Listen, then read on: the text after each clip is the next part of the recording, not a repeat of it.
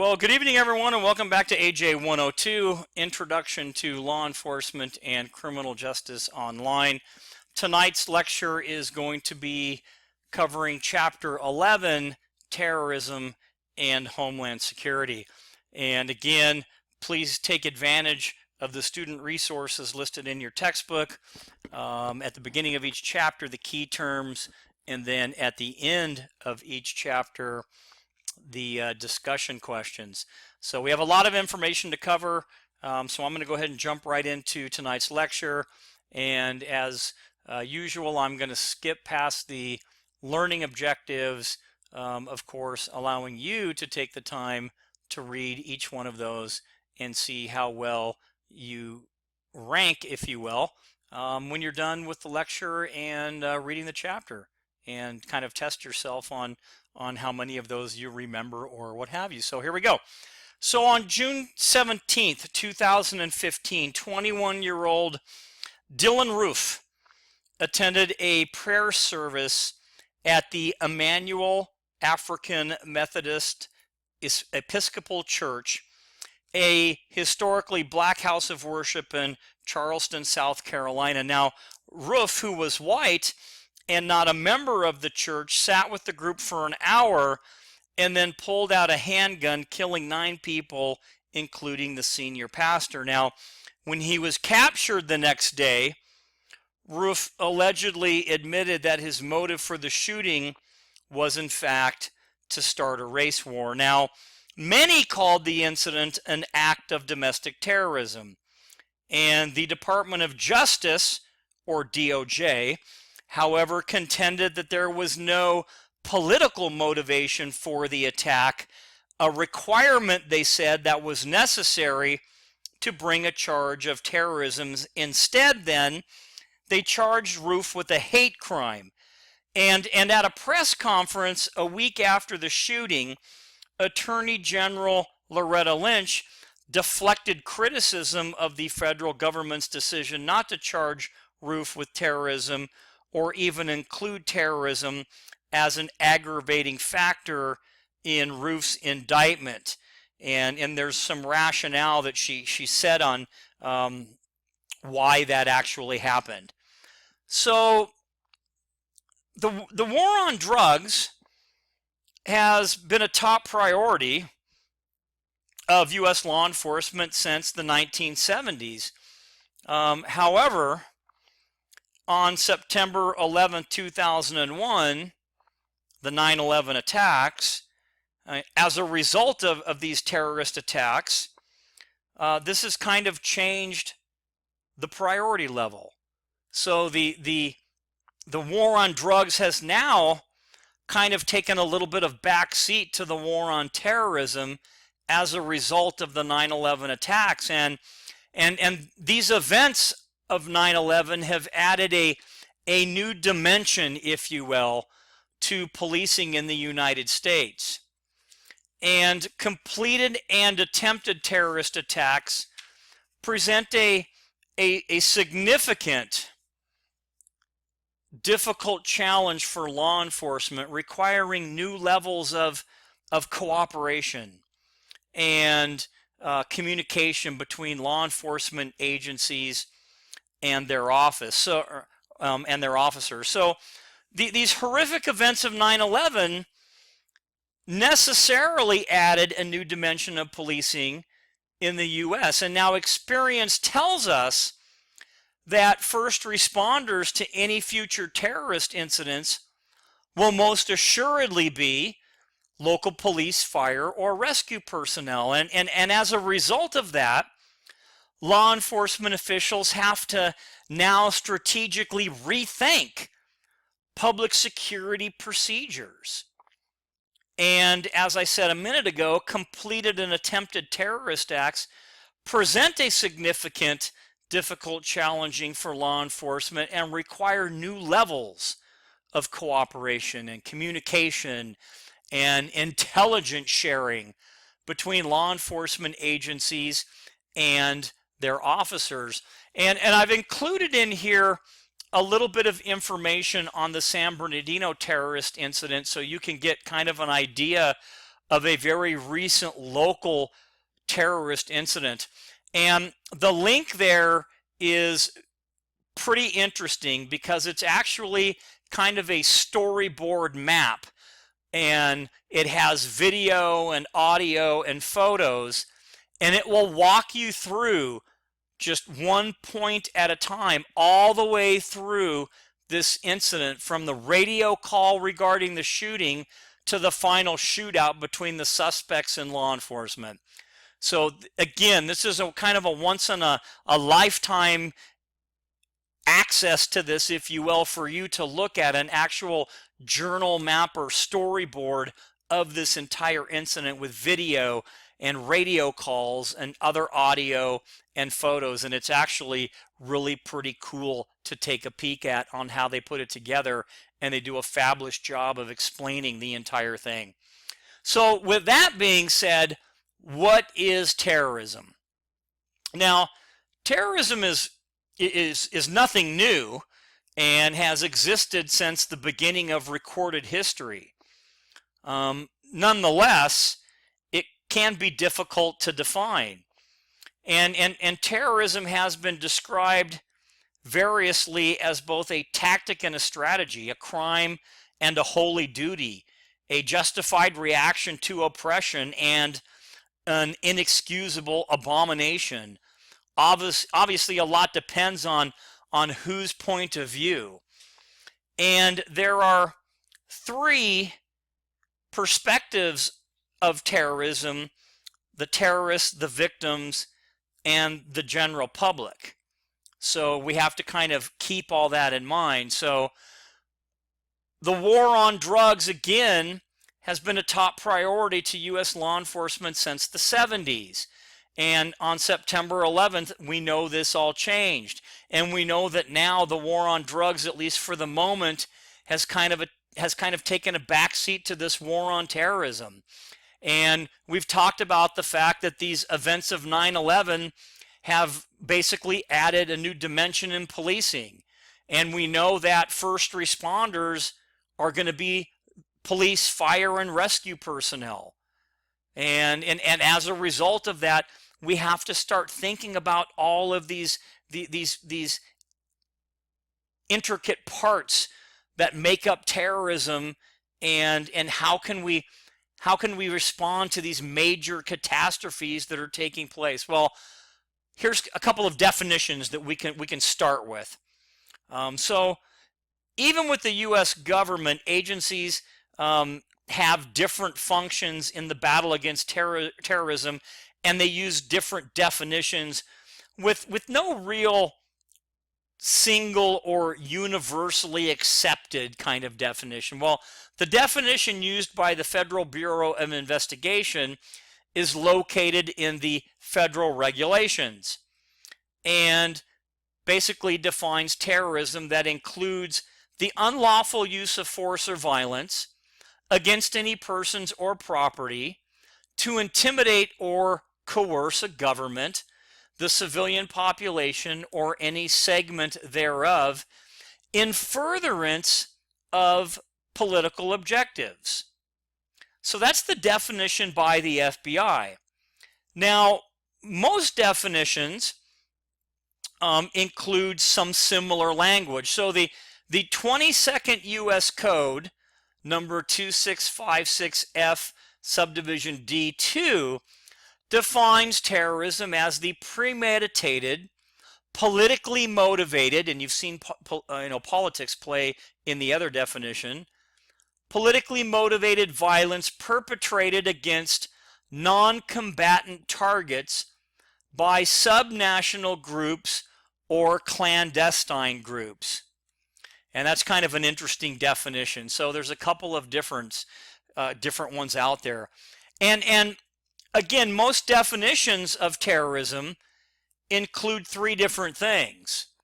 And we'll go over those in just a second.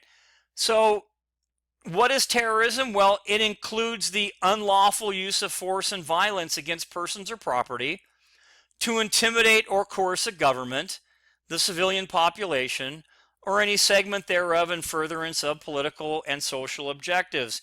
And as I kind of started to say a minute ago, most definitions of terrorism include three different things. They include criminal in nature, the targets are symbolic, and terrorist actions are always aggressive and often violent. Now, there's a fourth characteristic that kind of falls into play, and that is often the tactic. So a fourth characteristic of terrorism would be an effective tactic for the weaker side in a conflict against a much more powerful adversary, giving terrorism this distinct, what they call asymmetric slant. And we'll get into what asymmetric means. So it's the tactic that's used as that fourth characteristic. Now, this asymmetric thing, well, in Desert Storm in 1991 was the last conventional war fought by the United States. And in Iraq, Afghanistan, and other troubled spots around the globe, the U.S. military is facing guerrilla warfare, or it's also called asymmetric warfare. And this is where a smaller and weaker group of insurgents, if you will, and terrorists use unconventional tactics to leverage their inferior operational strengths and weaponry against a much larger, stronger, and better equipped opponent. And this new kind of warfare gives power to the powerless and destroys the stronger adversary's ability to use its conventional weapons. Now, because of the secretive nature and small size of terrorist organizations, they often offer opponents no clear organization to defend against or to deter. So again, this asymmetric warfare often involves the use of like sleeper cells. And these are groups of individuals designed to kind of sleep or stay hidden away until they're called. And it also, the asymmetric warfare, when we talk about the weaker group attacking the stronger group, it includes things like not attacking head on, perhaps in areas where it's not expected, and to administer psychological shock based on the type of tactic that they're going to use, and power to the powerless, which lessens the stronger opponent's ability to use like the normal fighting method or conventional means. And then I already mentioned that the use of sleeper cells or groups, those that kind of stay hidden until they're called upon. So that's the asymmetric warfare tactic. So an example could be something like this, to try to give you like a photographic example. So this would be what would be like an IED, okay, which is a improvised explosive device. And things like this were set along roadways where they would basically they would look like trash or garbage or containers or rocks or different things. And the thought process is unconventional in a sense that as the military vehicles were driving down the roadway or through the neighborhoods or what have you, the military personnel would run over these devices and they would subsequently explode, causing death or serious injury.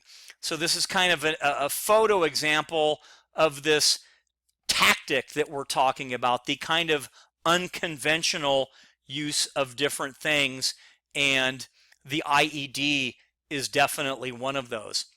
So what is the challenge when we're talking about terrorism? Well, one challenge to law enforcement is to kind of understand the process that leads a person from being merely a sympathetic, someone that's sympathetic to extremist rhetoric, okay, which means kind of like, hey, we're sympathetic to your cause, dude, whatever, to one who is willing to actually engage in a suicide bombing.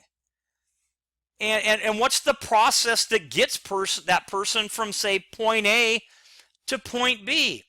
Well, that's kind of found in this little graph, if you will, that talks about the transformation or the evolution of the terrorist ideology. And ideology kind of refers to how people think.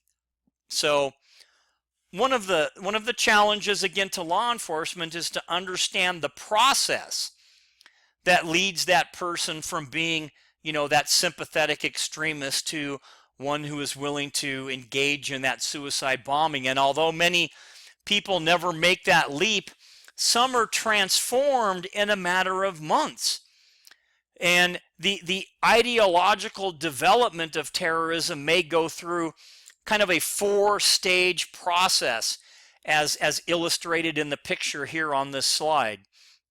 And this ideological transformation, referred to as radicalization, follows a social and psychological path and becomes a terrorist issue when the behavior turns violent. And as an author in 2012 writes, and this would be White, who wrote this, notes that most people who hold radical views are not terrorists. Radicalization can occur through several mechanisms, such as having direct contact with terrorists and terrorist groups within the United States or abroad, or through online contact with other radicals, or by undergoing a process of self-radicalization. So let's look at the 4-step process just briefly, and you can kind of look at it on the text below, or you can look at it on the chart. So it's the 4-stage process referred to as radicalization. It follows the social and psychological path. And it starts off with the social and economic deprivation. And this is kind of the context and like the it's not right. And then the inequality and resentment, or the comparison, which is kind of like the it's not fair. And then the blame and attribution, and it's kind of like it's your fault. And then it goes to the generalizing type stereotyping, like, hey, you're all evil. And then it ends up at the end with the dehumanizing of the enemy, the cause, if you will, which is the reaction. And this is kind of the process of ideological development. So now that we have defined sort of terrorism, we've got a couple of definitions that we can sink our teeth into, and we sort of know the evolution of ideology on how people kind of get that way a little bit. How do we classify different acts of terrorism? Well, the FBI categorizes terrorism in the United States as either international or domestic. And international terrorism is a foreign-based or directed by countries or groups outside of the United States, but against the United States. And the FBI divides international terrorism into 3 categories. So remember, the FBI categorizes terrorism as either international or domestic. And when we're talking about international terrorism, the FBI divides that into 3 different categories. So the first threat, okay, or of these 3 categories, is foreign state-sponsored or international terrorism, using terrorism as a tool of foreign policy. So foreign state sponsors of international terrorism. And the second threat would be formalized terrorist groups. And if you want me to name some as we go through, I can. So go back to the first threat. The foreign state sponsors of international terrorism would be like Iraq and Libya and Afghanistan. And the second threat is formalized terrorist groups such as the Lebanese Hezbollah, or Egyptian Al-Gama, or the Palestinian Hamas, or Islamic Jihad. So those are some that are there, or the core group of Al-Qaeda. So the third one would be more the loosely affiliated international radical extremists that are able to travel freely throughout the United States. Pretty much unknown to law enforcement, or the government. Now, on kind of going back to Al-Qaeda for a moment, on February 23rd, 1998, Osama bin Laden declared what they call a jihad, or a holy war, on the United States, calling on every Muslim to comply with God's order to kill Americans, and having publicly stated that his global terrorist groups intended to kill 4 million Americans, including 1 million children.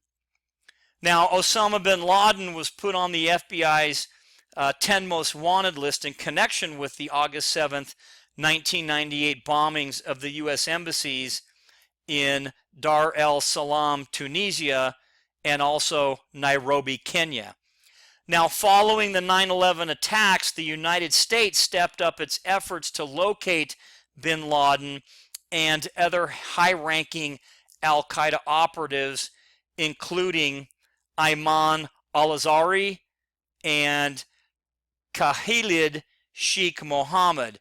And Mohammed has been called the mastermind of the September 11th attacks, and ordered the decapitation of the Wall Street journalist Daniel Pearl in 2002.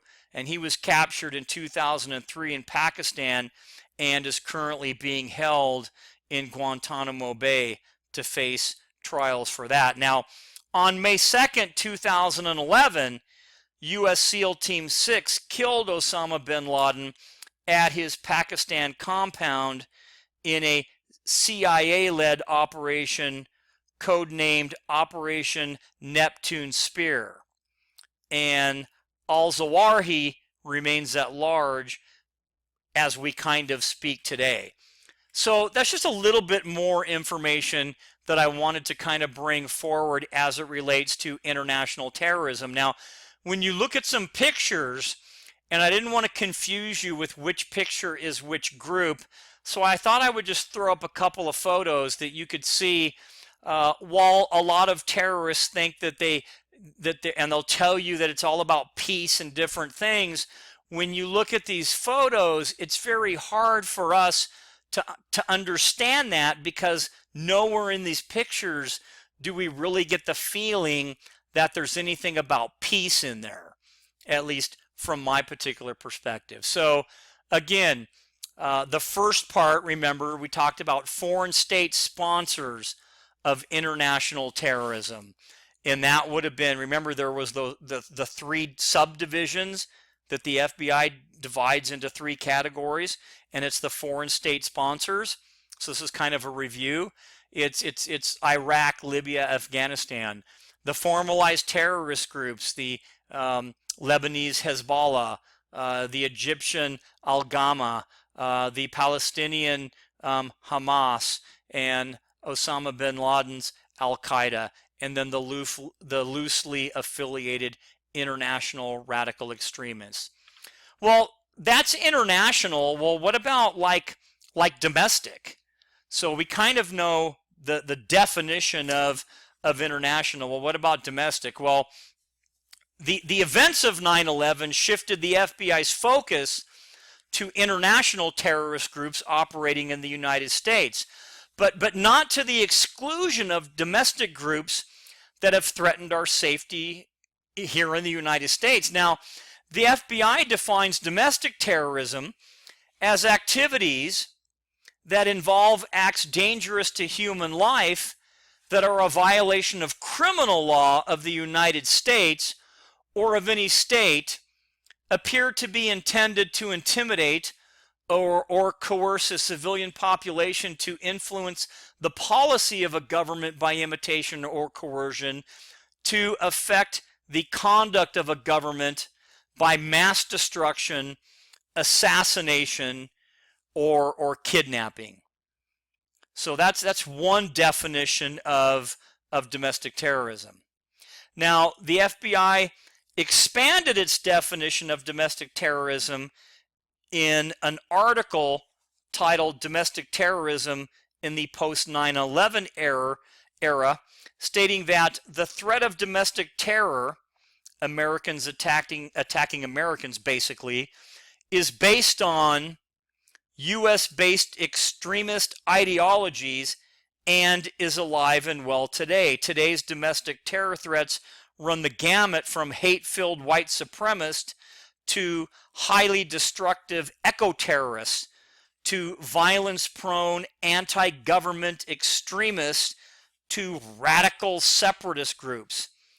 So domestic terrorist groups could include groups like white supremacists, black supremacists, militia groups, other right-wing extremists, left-wing extremists, pro-life extremists, animal rights activists, and environmental extremists. And many of these groups are categorized as hate groups introduced in Chapter 10 as types of criminal organizations because of the hate or bias crime they perpetrate in the course of furthering their cause.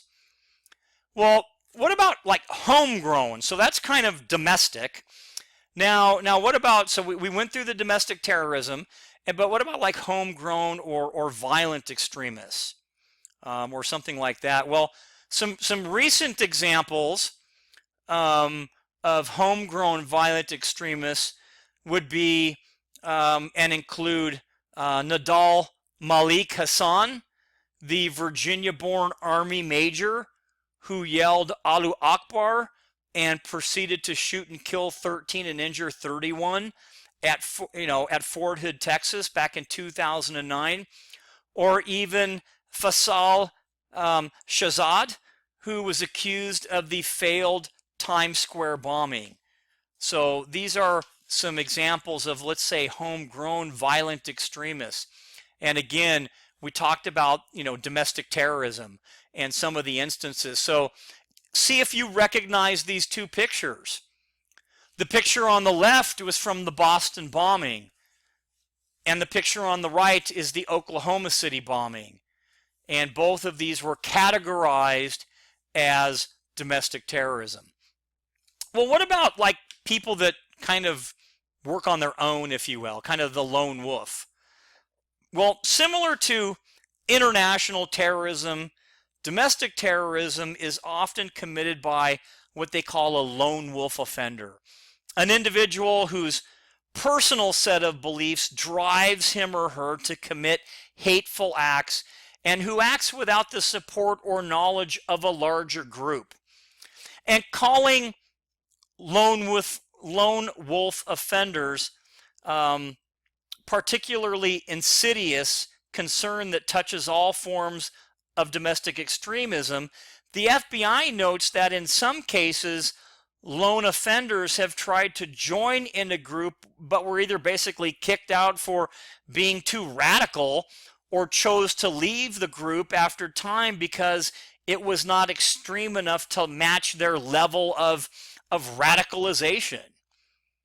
So again, it's a single person driven to hateful acts based on a particular set of beliefs. And the lengthy bombing spree of the Unabomber, as well as the pipe bomb explosions in Centennial Park, or Centennial Olympic Park, during the 1996 Summer Olympic Games, highlight the threat of a lone bomber with a deep hatred of something or someone.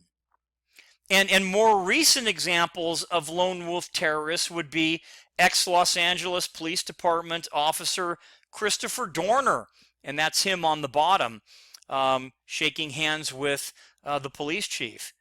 And Christopher Dorner, who in early 2013 set out on a killing spree to to basically exact revenge on the law enforcement community he felt that had wronged him.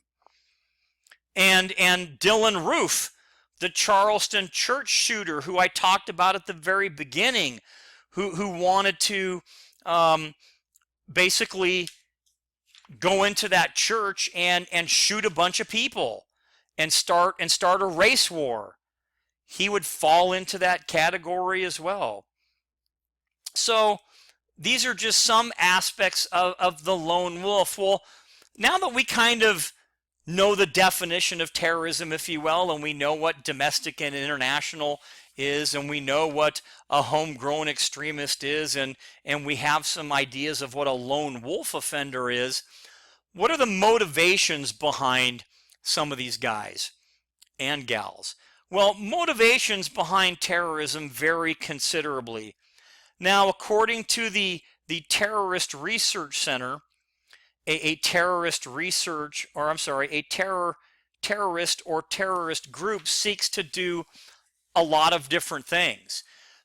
Produce widespread fear, obtain worldwide or national or local recognition, or harass or weaken or embarrass government security forces so that the government overreacts and appears repressive, or to steal and extort money and equipment, or destroy facilities, or disrupt lines of communication to create doubt that the government can provide and protect, or discourage foreign investments, tourism, assistance programs that can affect the country's economy, influence government decisions, legislations, or other critical decisions, free prisoners, kind of an interesting one, satisfy vengeance, turn the tide in a guerrilla war by forcing the government security forces to concentrate their efforts perhaps in urban areas. So terrorist acts are they're also motivated by a couple of different things. And most terrorist acts result from dissatisfaction with a religious or political or social system, or a policy, and frustration resulting from an inability to change that or to change it through acceptable non-violent means. Now, religious motives are seen in what we call Islamic extremism, and political motives include such elements as the Red Army faction, and social motives are in single issue groups like anti-abortion groups and animal rights groups and environmentalists, and eco-terrorism is typically perpetrated or carried out by domestic groups consisting of environmental extremists who resort to violence to meet their examples. And examples include like break-ins and release of animals in research center and violent protests. And narco-terrorism includes both international and domestic groups that exploit drug trafficking to fund their terrorist objectives.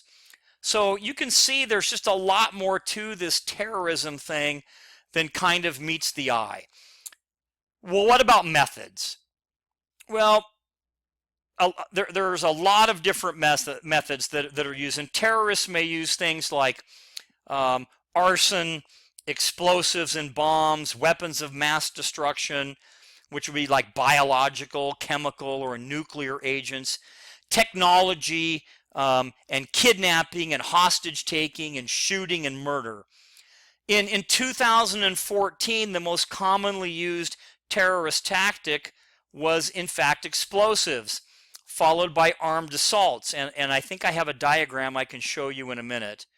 So of the previously listed methods, and there were a lot, some experts contend that incendiary devices and explosives are most likely to be used in a terror attack because they are, for the most part, inexpensive, easy to make, highly lethal, as evidenced in the devastation caused by improvised explosive devices, commonly known as IEDs. And with that, with the arson, explosive, and bombs, you're going to get some other methods that are going to include things like suicide bombers. But before we get there, I want to tell you kind of an interesting fact. So, directions for making pipe bombs and other incendiary devices can be found on the internet. Now, from 1978 to 1996, Theodore Kaczynski terrorized the country as the Unabomber through a string of 16 mail bombings that killed 3 people, apparently in protest against technology. And Ramizi Ahmed Youssef, found guilty of masterminding the first World Trade Center bombing in 1993, declared that he was proud to be a terrorist and that terrorism was the only viable response to what he saw as a Jewish lobby in Washington. And the car bomb used to shatter the Alfred P. Murray Federal Building in 1995 was Timothy McVeigh's way to protest the government and the raid on the Branch Davidians at Waco. And in 2002, Lucas Helder terrorized the Midwest with 18 pipe bombs placed in mailboxes across 5 states, leaving anti-government letters with the bombs, and 6 exploded, injuring 4 letter carriers and basically 2 residents. So these are just a couple of facts that kind of bring this terrorism thing a little bit more to the forefront. Now, one of the big things that we've seen specifically as it relates to terrorists would be what they call the suicide bomber. And potential suicide terrorism may come from, or terrorists may come from different backgrounds, different age groups, and may be male or female, educated or uneducated, an upstanding citizen or not. And most suicide terrorists believe that the act makes them a martyr and ensures them in a place in their version of heaven. And their families are usually held in reverence and taken care of financially. And suicide bombers try to kill as many people as possible and often have a well-oiled machine behind them that relies on a recruitment procedure using the values of the community and a religious justification. And suicide bombing can be extremely difficult, if not impossible, to thwart given their determination to serve their cause and the fact that many have already endured significant loss in their lives. And a consideration in thwarting suicide bombers is the use of canine dogs that can detect 19,000 types of explosives, making them quite a bit more effective at catching potential suicide bombers than, let's say, security cameras or just random suspect searches. And I thought I'd throw in a couple pictures. This is a homemade suicide vest to where we can show students what it looks like. And this is one that was built specifically for this purpose. And you can look at the explosives would be here, and here would be the detonator switch, the kill switch, if you will. And here is all the shrapnel, which would be like screws and nuts and nails. And this is what would explode out. So as these pipe bombs would go off right here, it would all blow out and forward, and then in the back the same thing. So it would blow out in a big circle and kill in an extremely deadly radius. And the effects of the shrapnel, sorry about the photo, but this is really the only way I can kind of get you to understand it, look like this. And this was one where a similar type vest was used, where they actually did use those nuts, as I talked about, as part of the shrapnel from a suicide bomb. And this is the devastation that one suicide bomber could actually do to, let's say, a large bus. So as we talk about methods used, and we look at things like weapons of mass destruction, we'll get into it a little bit more here and give you a better definition of what this means, because I know you've heard the phrase before. So weapons of mass destruction include things like biological or chemical and nuclear agents, and law enforcement agencies use the term CBR as shorthand for chemical, biological, and radiation exposure from nuclear agents. Now, the two little pictures that you see here present the most likely to the least likely terrorist threats, and also the level of impact used by the weapon. So most likely for the type would be explosives, and we talked about that because of the fact they're inexpensive or less expensive and they're easier to get. And of course, nuclear weapons will be a lot more difficult to get, so this would be less likely. Now, when you talk about the impact, the greatest impact would be biological agents or those types of weapons. And we'll talk about biological terrorism in a minute. And then nuclear, and then toxic chemicals, and then radiological, and then explosives. So this chart kind of gives you a little bit of an idea of the terrorist threats from most likely to least likely, and the level of impact by weapon use as well. So a couple other types of terrorism, and then we'll kind of move on. Before we do, I want to make sure I cover a couple of things. Now, biological agents, and I want to make sure you understand the phrase bioterrorism. Bioterrorism involves such biological WMDs, or weapons of mass destruction, that include things like anthrax or botulism or smallpox or salmonella, or natural poisons and viruses. And the CIA reports that at least 10 countries are believed to possess or be conducting research on biological agents for the use of WMDs. So I just wanted to make sure that that kind of got out there.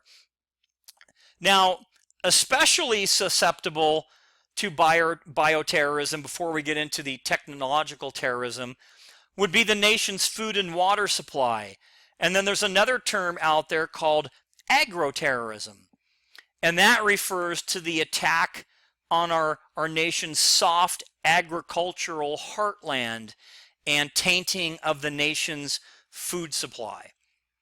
So when we talk about technological terrorism now, modern societies are susceptible to two methods of technological error. The first is using weapons of mass destruction, or converting an industrial site such as a chemical plant into a massively lethal instrument through some type of sabotage. And the other method is to attack a source that supplies technology or energy. Now, either type of attack could be catastrophic. Ironically, the U.S. success with technology makes the country vulnerable to attacks on technology and by technology. And if a terrorist group could shut off the U.S. energy, it could close down major portions of the economy. And therefore, one crucial term, or one crucial form of technologic terrorism, is called cyber terrorism. And that's defined by the FBI as terrorism that initiates or threatens to initiate the exploitation of or attack on computerized information systems. And then we talked about bioterrorism a minute ago. That's the stuff that involves the biological agents like anthrax and botulism and smallpox. And then another term that you should probably know would be a hacktivist, and that's someone who uses computer technology to further their own political and ideological agenda. And then, of course, there are some other methods that are used by terrorists. and that would be things like kidnappings and hostage takings. And much more open methods used by terrorists are kidnappings and hostage taking tactics used by terrorists to establish a bargaining position and also gain some publicity.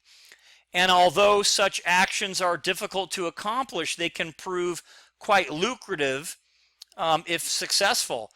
And not only do terrorists attempt to negotiate for money, but they often demand the release of captured comrades in exchange for the release of hostages or kidnapped victims. And regardless of whether their demands are met, their deeds are well earned them significant media coverage and publicity. And then finally, active shooters. The Department of Homeland Security defines an active shooter as an individual actively engaged in killing or attempting to kill people in a confined and populated area. In most cases, active shooters use firearms, and there is no pattern or method to their selection of victims.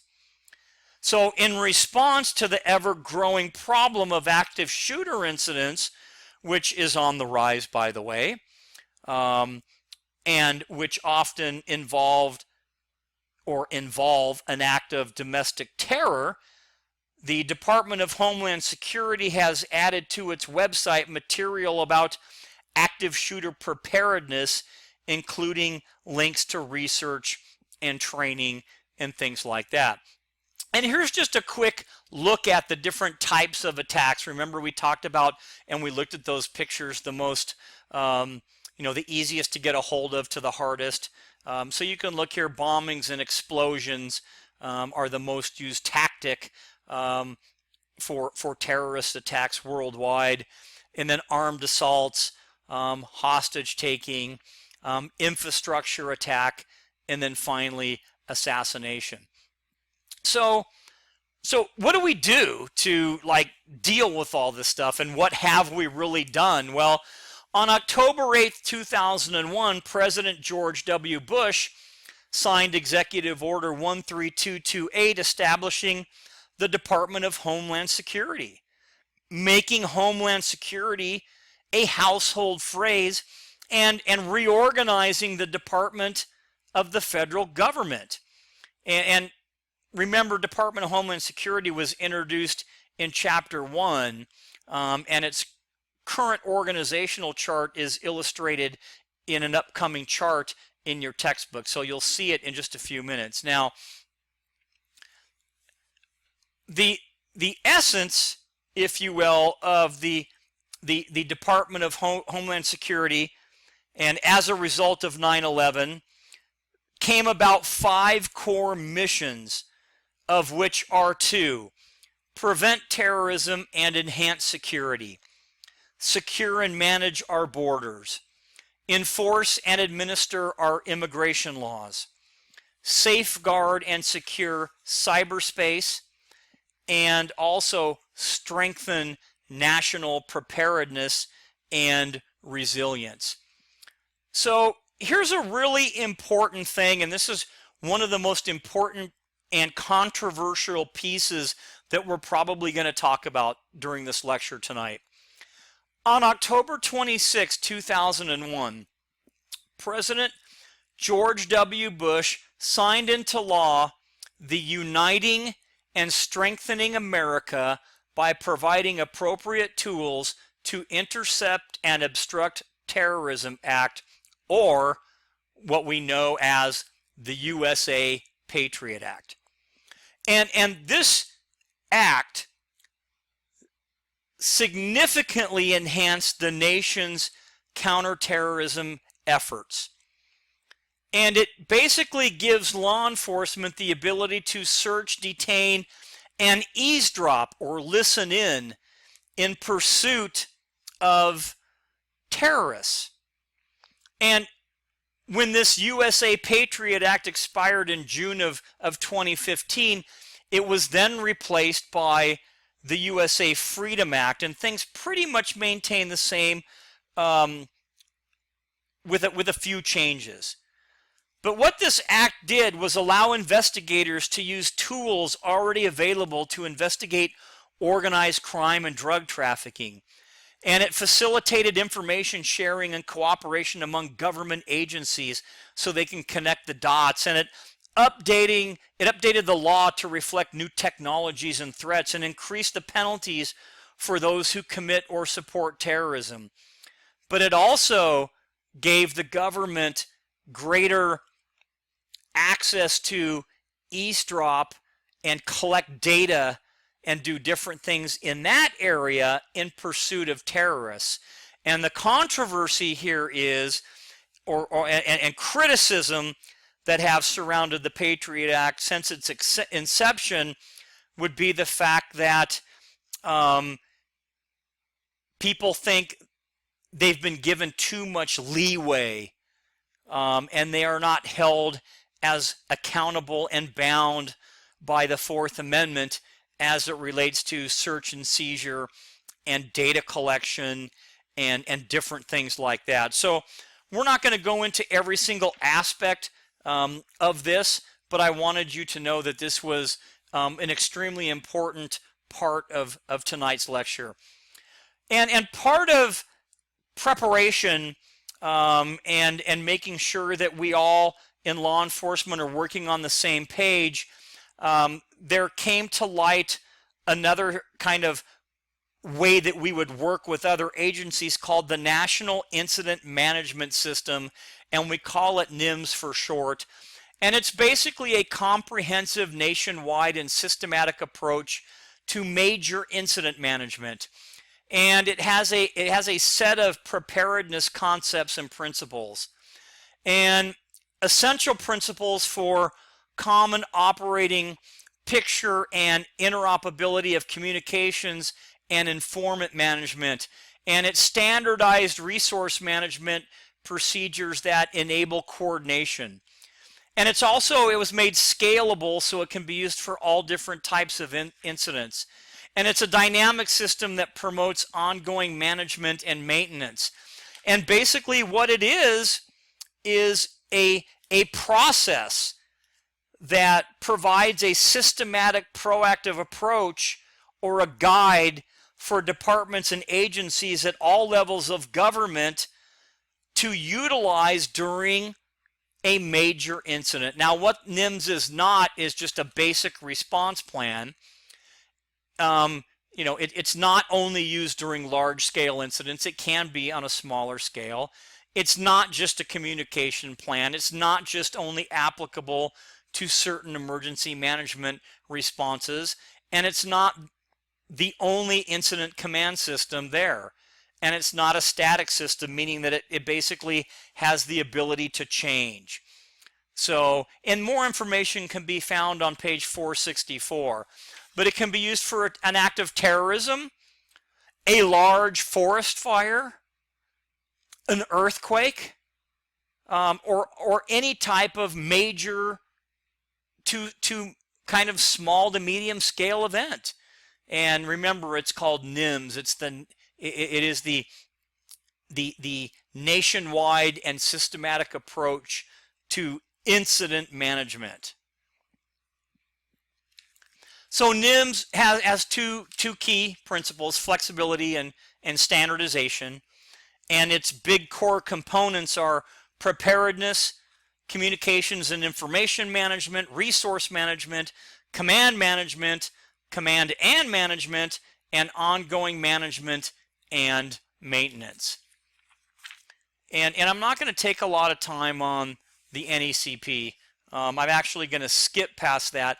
But if you look on page 467, the NECP, and that's the National Emergency Communication Plan. The Department of Homeland Security National Emergency Communication Plan was developed by the Office of Emergency Communications to serve as the nation's first strategic plan for communication guidance during these large-scale emergency response situations. And the NECP outlined 5 strategic goals, and these are in fact the 5 goals that I'm speaking about. So what's the critical role now as we start to kind of wrap things up um, in dealing with local police and homeland security? Well, knowing the enemy and being vigilant, prevention, um, completing suspicious activity reports and sharing information, preparing the agency and the community, practicing the response, assessing risks and identifying potential terrorist targets, and being proactive and forming partnerships. And all of these are crucial and critical roles of local law enforcement as it relates to homeland security.